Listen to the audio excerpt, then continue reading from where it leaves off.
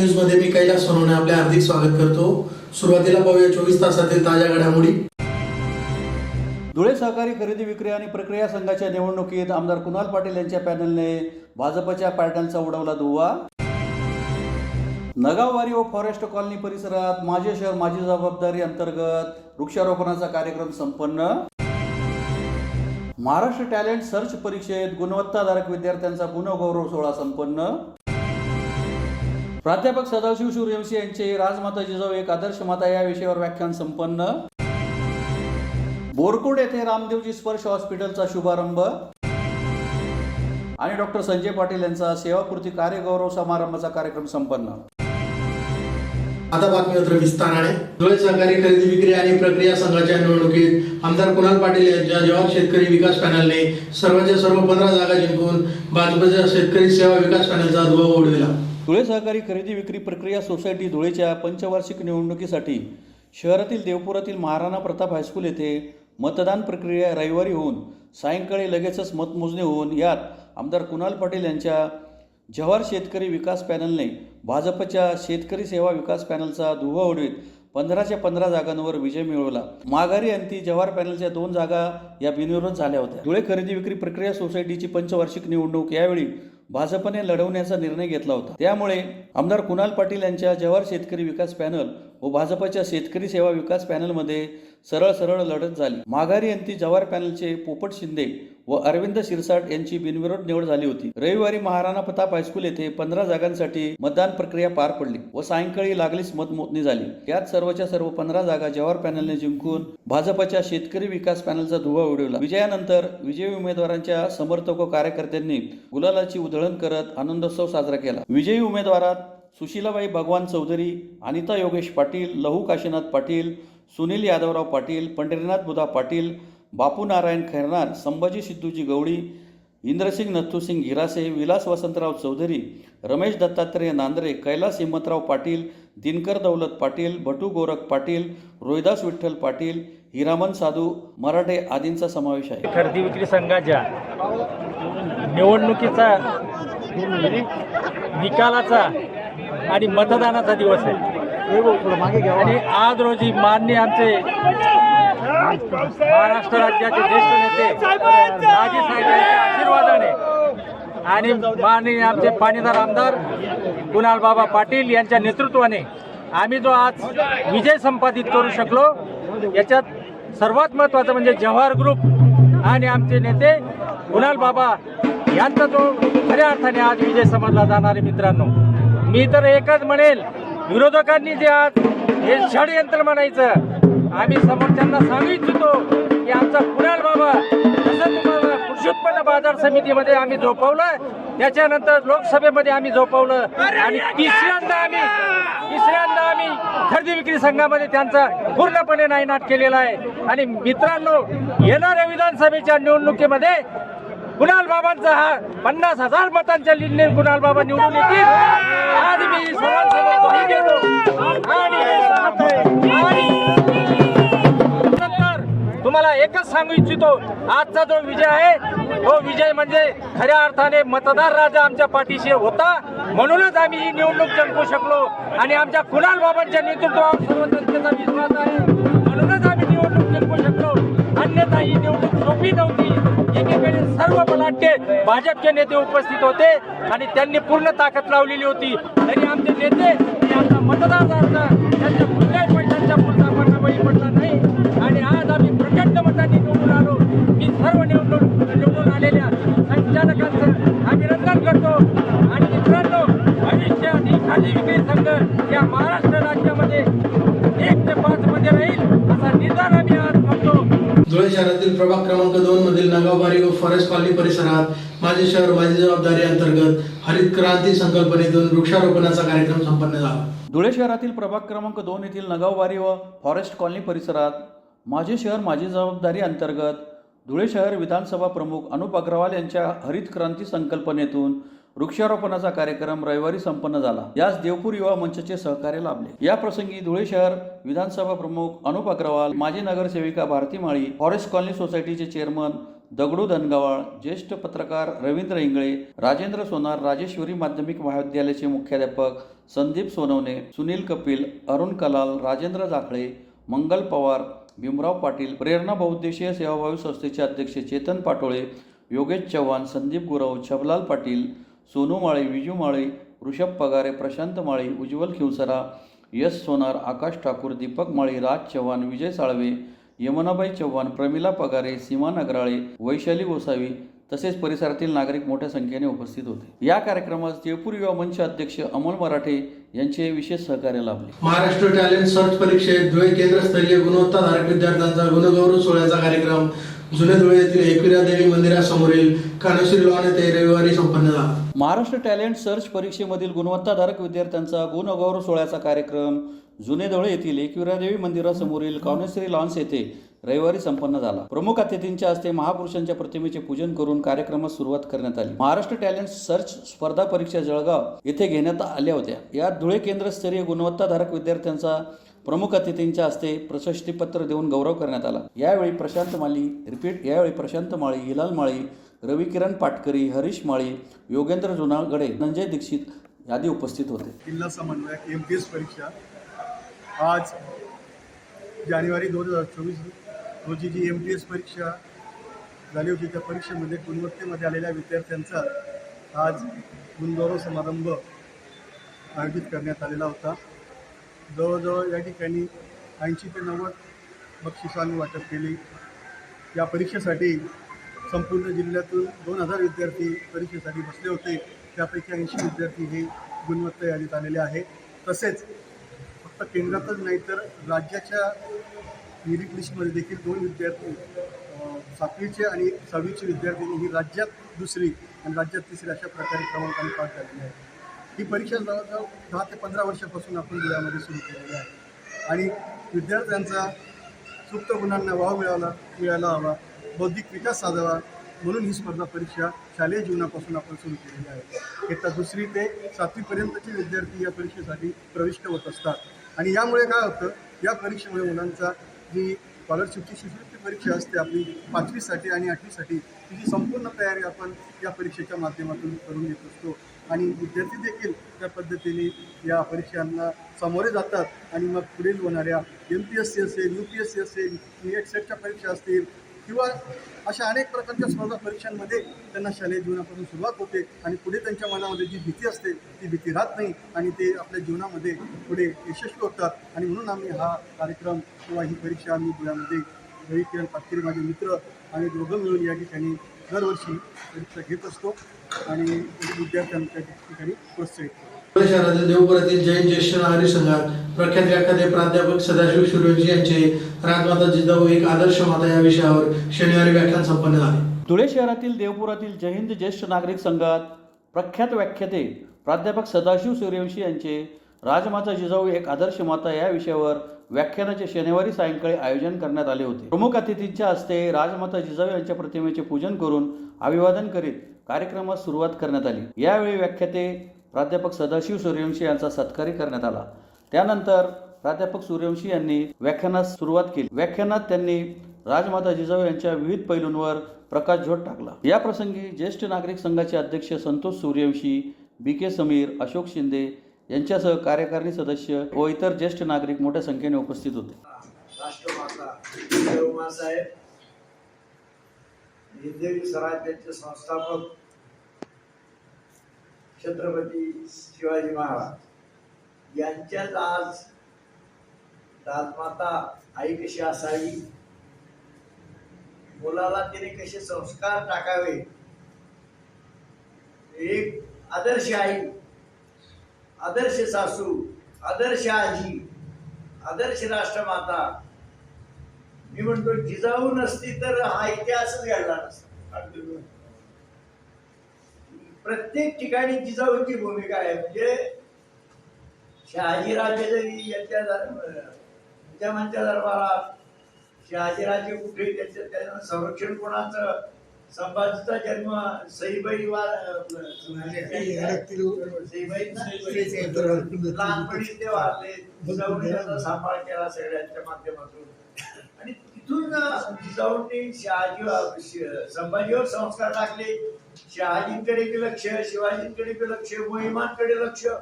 किती बुद्धिमान बाई असेल हे मला तर विचार करतो मी की या बाईला बुद्धी काय असेल. तर अशा पद्धतीचं सुंदर असं व्याख्यान आपले सदाशिवराव सूर्यवंशी त्यांचा गाढा अभ्यास आहे शोभांच्या संदर्भात आणि इतिहासाच्या संदर्भात. छत्रपती शोभा, जिजाऊ माँसाहेब आणि संभाजी हे थोडक्यात त्यांनी एक औपचारिकने सांगितलं. प्रथम आपल्याला सुरुवातीची कथा ती आपण ऐकली. अतिशय सगळ्यांना खिळून ठेवण्याचं हे त्यांच्यामध्ये कसब त्यांच्यामध्ये आहे, ही लकब त्यांच्यामध्ये आहे. आणखी याच्या पुढचं जी काही इतिहास आहे, पुढचा जो काही एक भाग आहे आणखी 2 तासाचा किंवा तरी तोही आम्हाला सांगा असं विनंती सगळ्यांच्या वतीने त्यांना पुढचं निमंत्रण देतो. आणि त्या पद्धतीने आपल्याला 1.5 तास खेळून ठेवलं याबद्दल या संघातर्फे त्यांचं मनापासून हार्दिक अभिनंदन करतो, आभार मानतो. म्हणजे एक स्त्री, एक महिला कोणकोणत्या भूमिकेतनं आपलं जीवन व्यतीत करते. एक आदर्श मुलगी म्हणून आपल्या आई वडिलांजवळ खेळणारी, बागडणारी, वेगवेगळ्या प्रकारचं युद्ध कौशल्य शिकून घेणारी, 9 वर्ष 10 वर्षाच्या वयापर्यंत जगातल्या 9 प्रमुख भाषांचं अध्ययन करणारी जिजाऊ म्हणून, कन्या म्हणून आदर्श ठरणाऱ्या जिजाऊ माँसाहेब. स्वराज्याचं स्वप्न आपल्या पतीसोबत पाहणाऱ्या आदर्श पत्नी म्हणजे जिजाऊ माँसाहेब.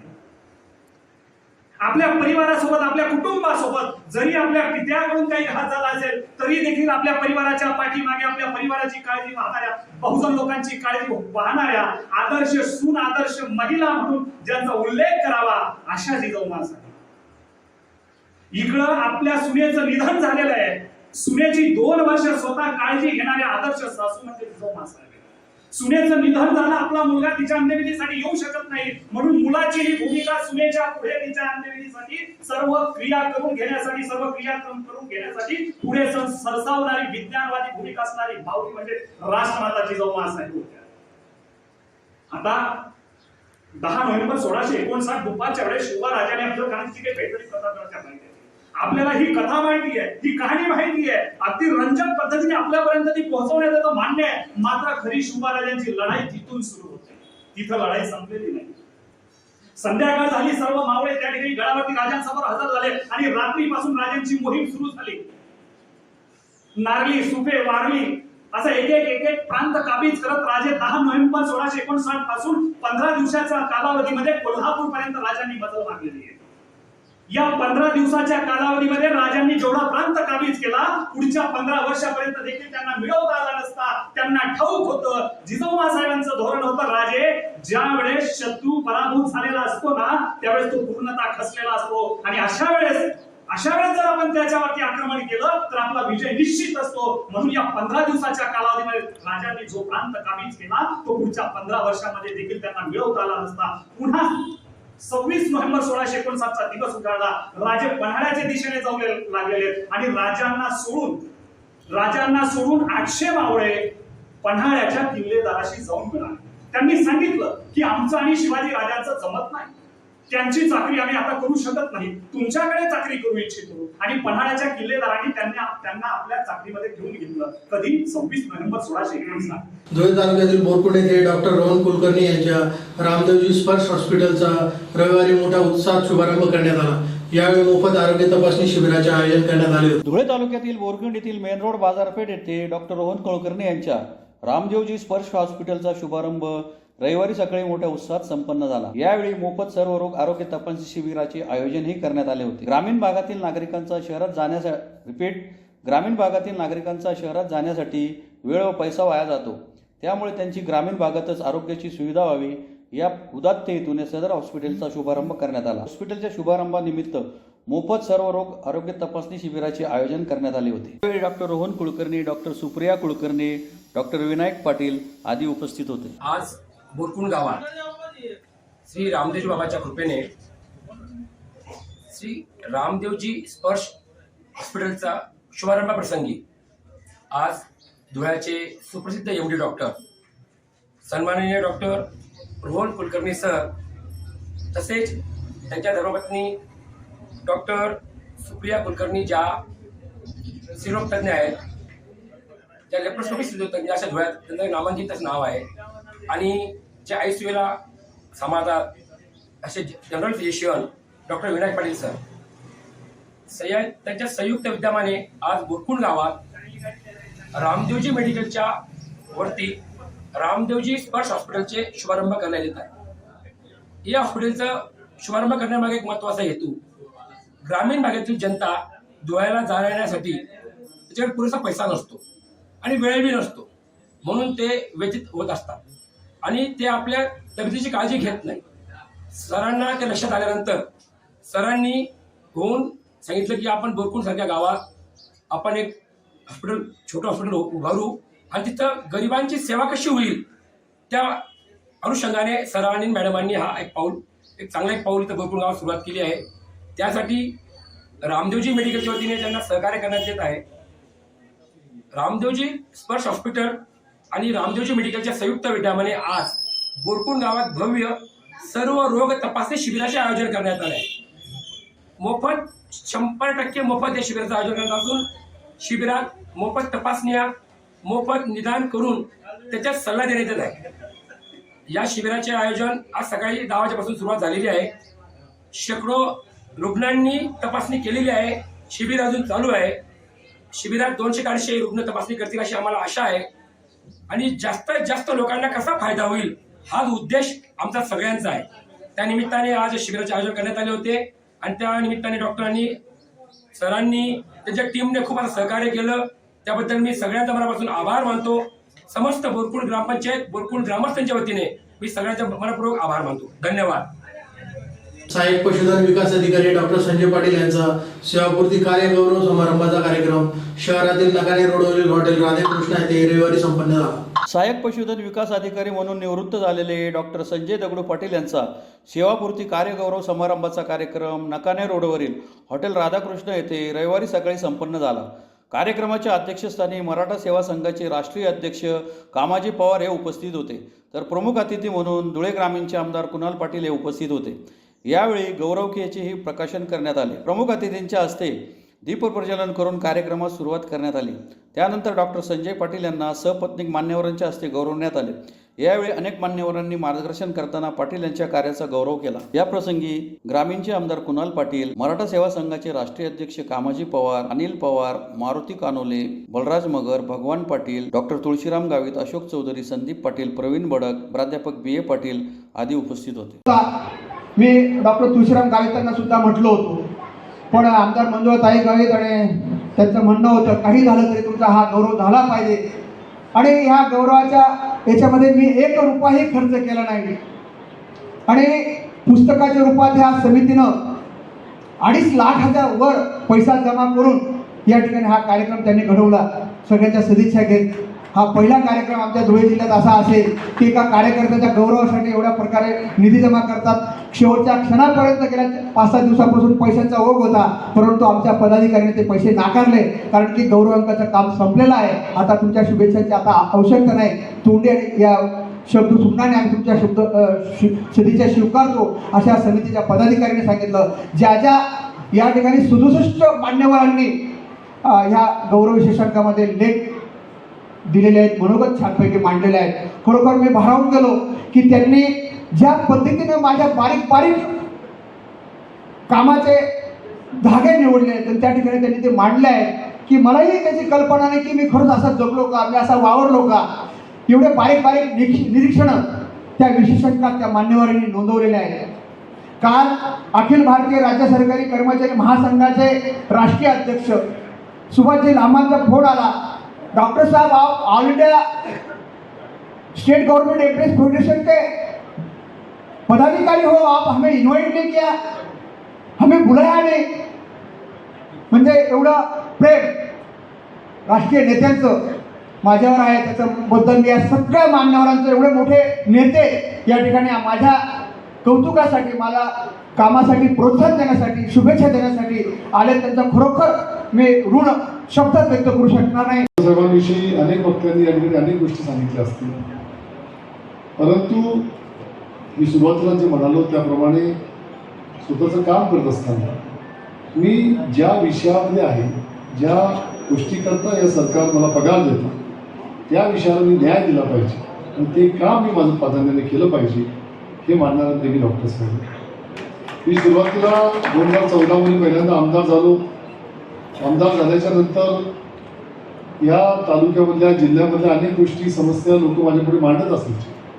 विविध डिपार्टमेंटच्या विषय माझ्यासमोर येत असायचे. त्यामध्ये शेतकऱ्यांशी निगडीत, ग्रामीण भागाशी निगडीत, शहराशी निगडीत, आरोग्याशी निगडीत अशा अनेक गोष्टी जेव्हा समोर येत होत्या तेव्हा एक माणूस असा होता की जो माणूस मला अत्यंत शिस्तबद्ध पद्धतीने कागदावरती उतरवून मी विधानसभेमध्ये नेमकं पशुवैद्यकीय संघटनेविषयी आणि त्याच्या समस्यांविषयी काय बोललं पाहिजे हे मला स्वतः लिहून आणून द्यायचे. आणि मी आतापर्यंत विधानसभेमध्ये पशुवैद्यकीच्या संदर्भामध्ये जे काही भाषणं केली असतील ती सर्व भाषणं ही माझी नाहीत, ती ही डॉक्टर संजय पाटलांची भाषणं करून आणि त्यामुळे स्वतःच्या नोकरीला आणि स्वतःच्या डिपार्टमेंटला न्याय देण्याची भूमिका ही त्यांनी कायमस्वरूपी घेतली. त्याबद्दल त्यांचं मी मनापासून अभिनंदन करतो. खास करून जाणीवपूर्वक मी याविषयी या ठिकाणी बोललो, कारण आज मी जेव्हा समाजामध्ये वावरतो बघतो तेव्हा अनेक लोक आपल्या आपल्या क्षेत्रामध्ये आपापल्या नोकऱ्यांना किती न्याय देतात याच्यावरती माझ्या मनामध्ये फार शंका. आणि त्यामुळे अशी माणसं पुढे आली पाहिजे आणि अशा माणसांचा समाजातील इतर लोकांनी त्या ठिकाणी काय कृतज्ञता व्यक्त केली पाहिजे आणि त्याच्या पावलावर पाऊल ठेवून चाललं पाहिजे. याच्याकरता खास करून आज हा विषय त्या ठिकाणी मी मांडला. दुसरा एक माझा अनुभव, जेव्हा मराठा समाजाची फार मोठी आंदोलनं या संपूर्ण देश महाराष्ट्रामध्ये चालू होती, त्यामुळे आपण मराठा समाजामध्ये फार मोठं काम करताना प्रत्येक जिल्ह्यामध्ये त्या ठिकाणी आंदोलनं होत होती आणि हजारो नाही लाखोने संख्येने मराठी जेव्हा रस्त्यावरती उतरत होते तेव्हा धुळ्यामध्ये सुद्धा आम्ही आंदोलन तेव्हा केलं आणि मराठा समाजाने फार मोठा मोर्चा त्या ठिकाणी काढला. लाखोच्या संख्येने जेव्हा मराठा समाज रस्त्यावरती आला होता तेव्हा अनेक लोकांनी त्याचं श्रेय घेण्याचा प्रयत्न केला असेल की माझ्यामुळे झालं आणि मी केलं, मी पुढे होतो, मी मागे होतो, मी मध्ये होतो. पण संजय पाटील सर त्या संपूर्ण मोर्चामध्ये अत्यंत पाठीमागे राहून त्यांनी त्या मोर्चाचं नियोजन केलं आणि लाखोच्या संख्येने लोक त्या ठिकाणी रस्त्यावरती आली आणि अत्यंत शिस्तबद्ध पद्धतीने तो मोर्चा यशस्वी झाला. त्याच्यामध्ये फार मोठं श्रेय या ठिकाणी डॉक्टर संजय पाटील सरांना आणि मराठा समाज संघाच्या सर्व कार्यकर्त्यांना दिलं पाहिजे. आणि त्यामुळे सर आज तुमचा गौरव होतोय, तुमचा सेवापूर्ती आज या ठिकाणी होते. त्यामुळे तुम्हाला आज मनापासून या ठिकाणी आमच्या सर्वांच्या वतीने, दाजीसाहेबांच्या वतीने, दाजीसाहेबांचे अत्यंत लाडके कार्यकर्ते, साहेबांना नेहमी जवळचे वाटणार आणि त्यामुळे दाजीसाहेबांच्या वतीने आणि आमच्या सर्व धुळे तालुक्यातील सर्व काम करणाऱ्या कार्यकर्त्यांच्या वतीने तुम्हाला या ठिकाणी मनापासून शुभेच्छा अर्पण करतो. पुन्हा एक नजर ठळक घडामोडींवर. धुळे सहकारी खरेदी विक्री आणि प्रक्रिया संघाच्या निवडणुकीत आमदार कुणाल पाटील यांच्या पॅनलने भाजपच्या पॅटर्नचा उडवला धुव्वा. नगाववाडी व फॉरेस्ट कॉलनी परिसरात माझे शहर माझी जबाबदारी अंतर्गत वृक्षारोपणाचा कार्यक्रम संपन्न. महाराष्ट्र टॅलेंट सर्च परीक्षेत गुणवत्ताधारक विद्यार्थ्यांचा गुणगौरव सोहळा संपन्न. प्राध्यापक सदाशिव सूर्यवंशी यांचे राजमाता जिजाऊ एक आदर्श माता या विषयावर व्याख्यान संपन्न. बोरकोड येथे रामदेवजी स्पर्श हॉस्पिटलचा शुभारंभ आणि डॉक्टर संजय पाटील यांचा सेवापूर्ती कार्यगौरव समारंभाचा कार्यक्रम संपन्न. याचबरोबर श्रीराम टाइम न्यूजचे बातमीपत्र संपले. दिवसभरातील ताज्या घडामोडींसाठी पाहत राहा श्रीराम टाइम न्यूज. भेटूया पुढील प्रसारणात. तोपर्यंत नमस्कार.